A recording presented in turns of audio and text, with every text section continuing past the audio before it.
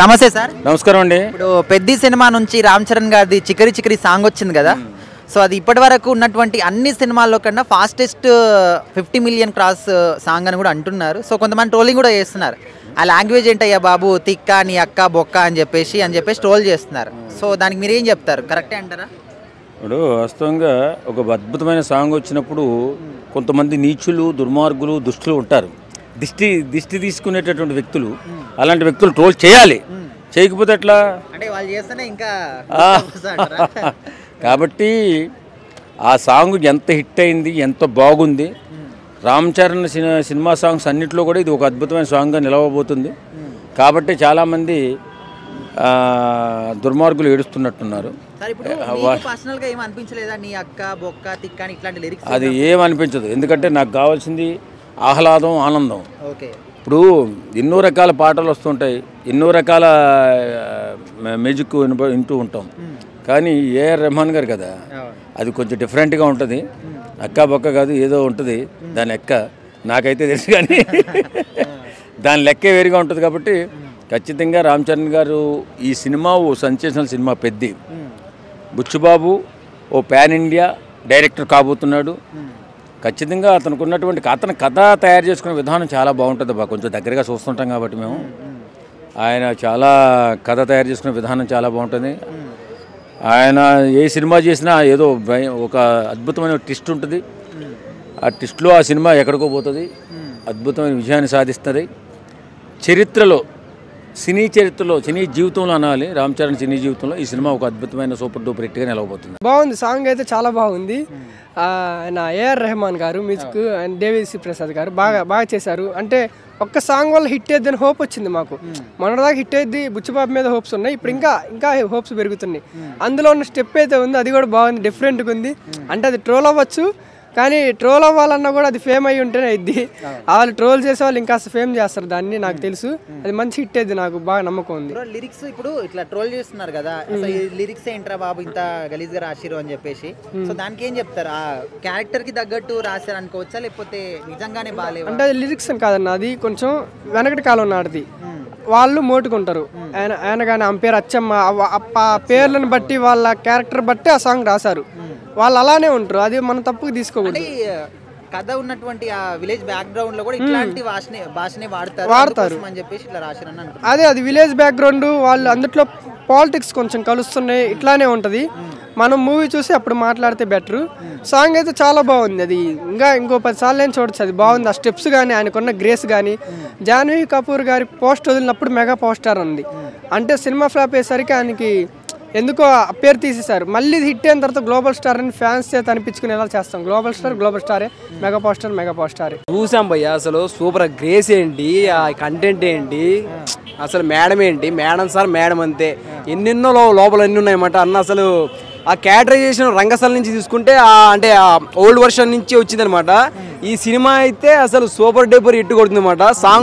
Song మనం చూస్తే తెలుస్తామంట. ఓ చక్కిరి అని చెప్పి స్టెప్పులు వేస్తున్నాడు అన్న. బ్యాడ్ తీసుకొని స్టెప్పులు ఎత్తుండు, మేడ మీదకి ఎక్కి స్టెప్పులు ఎత్తుండు, బీడి పెట్టుకొని స్టెప్పులు ఎత్తుండు, షట్టర్ లోపల దొరికి కూడా స్టెప్పులు ఎత్తుండు అనమాట. అంటే కొంతమంది చెప్పారు, అంటే సినిమా మన ఫ్లాప్ అయితే గ్లోబల్ స్టార్ చేంజ్ చేశాడు, నేమ్ చేంజ్ చేశాడు అని చెప్పి.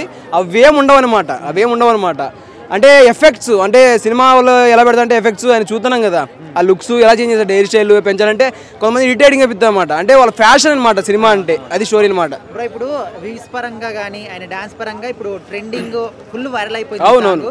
So at the same time కొన్ని ట్రోలింగ్స్ కూడా వస్తా ఉన్నాయి. అసలు ఆ లిరిక్స్ ఏంటి, నీ అక్క తిక్క బొక్క అని చెప్పేసి, అండ్ స్టెప్స్ గురించి కూడా అది ఏదో బాత్రూమ్ కూర్చున్నట్టు ఇట్లా రకరకాలుగా అంటున్నారు. సో దానికి ఏం చెప్తారు? They don't know what is cinema, what is lyrics, what is song తెలియదు అనమాట. అంటే ఒక రైటర్ ఒక సాంగ్ గురించి ఓకే అంటే మీరంతా పద్ధతిలో అయితే మరి మాట్లాడేటప్పుడు పద్ధతిలో ఒక సాంగ్ రేసి చూద్దాము. ఒక సాంగ్ రేసి ఒక 10K కొట్టు చాలు, నువ్వు 10K కొట్టు, నీకు 10K ఇస్తా, నేను ఇస్తా అకౌంట్లో నుంచి ట్రాన్స్ఫర్ చేసి. తెలియని వాళ్ళు మాట్లాడతారనమాట. సినిమా గురించి తెలిసిన వాళ్ళు, రచయిత గురించి తెలిసిన వాళ్ళు, లిరిక్స్, మ్యూజిషియన్స్, డాన్సర్స్, కంపోజర్స్, వాళ్ళందరికీ వాళ్ళు ఎన్నో రాత్రులు ఎన్నో కష్టాలు పడి చేసిన తర్వాత మనము దాన్ని ట్రోల్ చేయడం అనేది ఇట్స్ బ్యాడ్ థింగ్ అనమాట. అలాంటి వాళ్ళకి తెలియదు అంతే. ఇంకా మనం వాళ్ళ గురించి డిస్కస్ చేసి వేస్ట్ అని చెప్తా ఉన్నాం. స్టెప్స్ గురించి బాత్రూమ్ కూర్చున్నట్టే మరి మీరు వెళ్ళి కంపోజ్ చేయండి, అయితే మీరు వెళ్ళి చేయండి. అరే కొంచెమైనా మైండ్ ఉందా? అతను జస్ట్ విత్ ఇన్ సెకండ్ గాలి వస్తే అవతల వెళ్ళి కింద పడి చనిపోయే ప్రమాదం కూడా ఉంది. అంత ఆ సిచ్యువేషన్లో వేసాడు ఆ సాంగ్, అంటే ఆ స్టెప్పు. బాత్రూమ్కి వెళ్ళినట్టుంది. మరి మీకు అంత జిలా ఉంటే మీరే ఇవ్వండి, మళ్ళీ వెళ్ళి కొరియోగ్రఫీ చేయండి. వాడు ఒకడు ఉన్నాడు, అంటే పేరు చెప్పకూడదు, ఒక కొరియోగ్రాఫర్ ఆడు. ఆడు వేసాడు ఆ స్టెప్పు. నిజంగా ఆడికంటే అదో ఈడు చంటి కుర్రాడు వేస్తున్నాడు, అదే హైలైట్ అనిపించింది. స్కూటీ మీద ఎక్కి వేసాడు ఒకడు, మళ్ళీ వాడు కొరియోగ్రాఫర్ అని చెప్పుకుంటాడు. మళ్ళీ నేను పెద్ద తోపునని చెప్పి ఆ వీడియో చూసాను నేను. ఆ స్కూటీ మీద నిలబడి ఆ చెయ్యి నేనేస్తా అనుకుంటా, నాకు తెలిసి.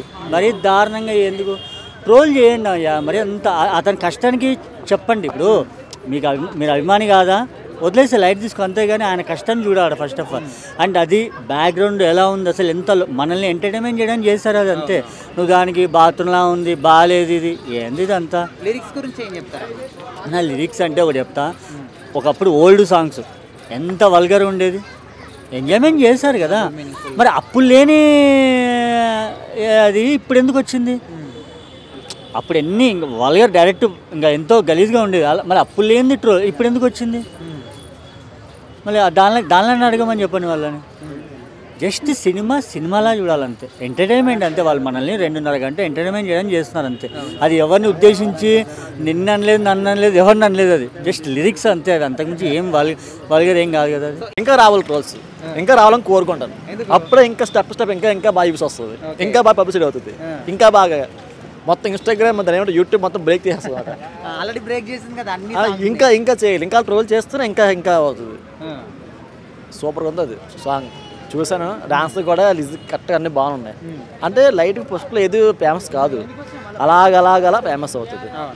సో ఆయన డ్రెస్సింగ్ స్టైల్ కావచ్చు, లేకపోతే చుట్ట, ఆ స్టెప్స్, ఆ సాంగ్, జాన్వీ కపూర్, ఆ లొకేషన్స్ అన్నీ ఎట్లా అనిపించినాయి మీకు? చూస్తే ఒక ఫీల్ అనిపిస్తుంది కదా ఫస్ట్ టైం చూసిన. అది 87 స్టోరీ అనుకుంటా బ్రో.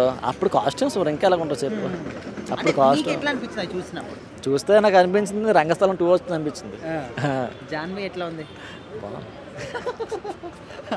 అచ్చి అమ్మ క్యారెక్టర్ పేరు అచ్చి అమ్మ క్యారెక్టర్. అమ్మ అచ్చి అమ్మ అంటే బాబోయ్, అచ్చి అమ్మ పెద్ద అంతే. అప్పుడు పేర్లు అంటే మరి అప్పుడు కథ కదా, మరి కథలో దమ్మంతా సినిమా సూపర్ హిట్ అవుతుంది. సో ఖచ్చితంగా ఇది మరొక ఇండస్ట్రీ హిట్ రాబోతుంది, పుష్ప లైక్ పుష్ప లాగా అని చెప్పేసి అంటున్నారు. ఆ రేంజ్లో ఖచ్చితంగా పోద్ది అనుకోవచ్చు. పుష్ప అంటే పుష్ప అనేది ఇది చందనం గురించి కదా, అది బ్యాడ్. అది అంటే దొంగతనం గురించి, వాటి గురించి, వీటి గురించి.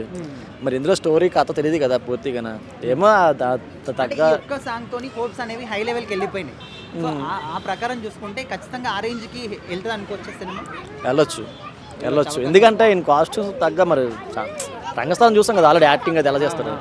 మరి యాక్టింగ్ బట్టి సినిమా మరి మామూలుగా ఆడదు. మరి సో ఒక మాటలో చెప్పండి ఈ సాంగ్ గురించి, ఆయన యాక్టింగ్ గురించి. రామ్ చరణ్ యాక్టింగ్ అయితే బాగా చేస్తాడు. ఫస్ట్ చిరుత చూసా, చిరుతలో పెద్దగా అనిపించలేదు, ఇంకా అలా పోయింది. మగధర సూపర్ డూపర్ యాక్టింగ్. అది మన త్రిబులార్ అయితే తెలిసిందే కదా, రాజమౌళి పిండి యాత్రట్టుగానే పిండి యాత్ర కాబట్టి బాగా లైన్లో వస్తాడు. మన రంగస్థలం కూడా బాగా చూసి మెచ్చుకున్నాం. తెలిసి సినిమా బాగుంటుంది, హిట్ అవుతుంది. ఎందుకంటే యాక్టింగ్ విషయం చెప్పొస్తుంది చరణంతో. పెద్ద సినిమా ఈ చక్రి సాంగ్ చూస్తుంటే ఎలా ఉందంటే నిజంగా ఈ పాటకే ఫస్ట్ రోజే 1000 కోట్లు అయితే. ఇంకా ఈ పాటకే చక్రి పాటకే చూడండి మీరు కావాలంటే. యూట్యూబ్లో, ఇన్స్టాగ్రామ్లో, ఫేస్బుక్లో ఎక్కడ చూసినా కూడా విపరీతంగా ఈ పాట అందరూ వేస్తున్నారు. ఏంది డ్యాన్స్ చేస్తున్నారు అందరూ, ఏందో బీడీ పెట్టుకుంటారు అందరూ. చక్రి ఇట్లా అబ్బా ఏంది భయ ఇదే బా. అందరూ చిన్నపిల్లలు, పెద్దోళ్ళు, ముసలోళ్ళు, ముతకోళ్ళు అందరూ చేస్తున్నారు ఇది. అంటే ఏమని అర్థం? తెలుగు సినిమా ఫీల్డ్ మారుతుంది, తెలుగు సినిమా ఫీల్డ్ డెవలప్మెంట్ అవుతుంది. తెలుగు సినిమా ఫీల్డ్ ఎక్కడి నుంచి అక్కడ పోతుంది, ఎక్కడకు దీని అంతా కారణం అవుతుంది అనమాట. అంతే, ఒక స్టెప్పే.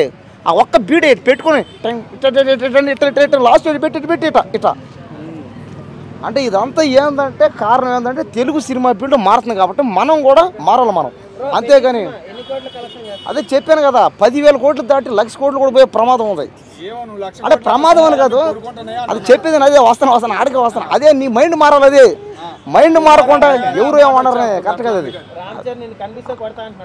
అది కాదు. నేను రామ్ చరణ్ అన్నకి, అల్లు అర్జున్ నేను అందరి ఫ్యాన్. నేను తెలుగు సినిమా పెట్టుకు బానిస అయిపోయినా.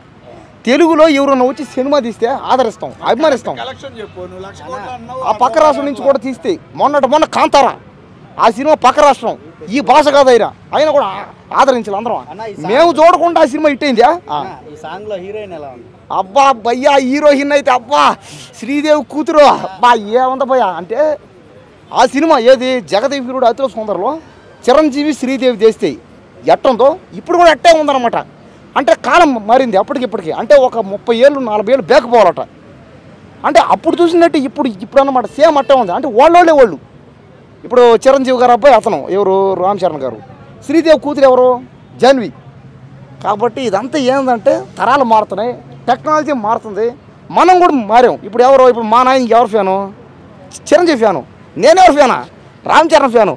రేపు ఇంకెవరన్నా పిల్లలు వస్తే వాళ్ళ ఫ్యాన్సీ అవుతారు. కాబట్టి ఇదంతా ఏంటంటే తరం మారుకుంటూ వస్తుంది. కాబట్టి సినిమాలు కూడా మారుతా పోతున్నాయి. కాబట్టి తెలుగు సినిమా బిల్డ్ని దయచేసి బతికించండి అయ్యా. ఇప్పుడు పళ్ళు కాసే చెట్టుకి రాళ్ళ దెబ్బలు అన్నట్టు ఏంటంటే ఏదో ఒక వంక దొరకాలి కదా బ్రదర్, ఏదో ఒకటి చేయాలని చెప్పి ఏదో బురద చల్లాలి అనేది కొంత కంపల్సరీ ఉంటుంది. అది అంటే మీకు పర్సనల్గా లిరిక్స్ విన్నప్పుడు ఎట్లాంటి ఫీల్ అనిపించింది? న్యాచురల్గా అనిపించిందా లేకపోతే నిజంగా బాగలేదు అని అనిపించింది? న్యాచురల్గా అనిపించింది బ్రదర్, న్యాచురల్గా అనిపించింది. చాలా బాగుంది.